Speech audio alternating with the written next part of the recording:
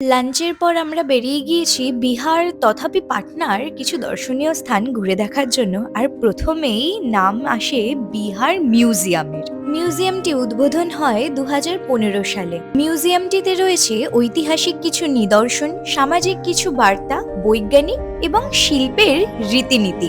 মিউজিয়ামটি খোলা থাকে সকাল 10টা থেকে বিকাল 5টা পর্যন্ত। বড়দের জন্য 100 টাকা পার পার্সন টিকিট আর ছোটদের জন্য 50 টাকা। পুরো মিউজিয়াম ঘুরে দেখার জন্য হাতে তোমাদের 1 ঘন্টা সময় লাগবে। বিভিন্ন রকমের মুদ্রা সহিত পুরনো দিন ব্যবহার করার বিভিন্ন রকম জিনিস কিংবা বাসনপত্র কেমন হতো সেই সবের নিদর্শন এখানে পাওয়া যায়। বৌদ্ধ ধর্মের স্থাপত্যের পাশাপাশি হিন্দু দেবদেবতার শিল্পের নিদর্শনও এখানে রয়েছে। তার পাশাপাশি বৈজ্ঞানিক বিভিন্ন জিনিস দেখবার মতো রয়েছে, যা ছোট বড় সকলের মন কাড়বে। তো ভিডিওটা ভালো লাগলে অবশ্যই লাইক, কমেন্ট, সাবস্ক্রাইব করতে ভুলবেন না। এরকমই ভিডিও দেখার জন্য চ্যানেলের সাথে থাকুন। দেখা হবে পরের ভিডিও। চলুন, টাটা।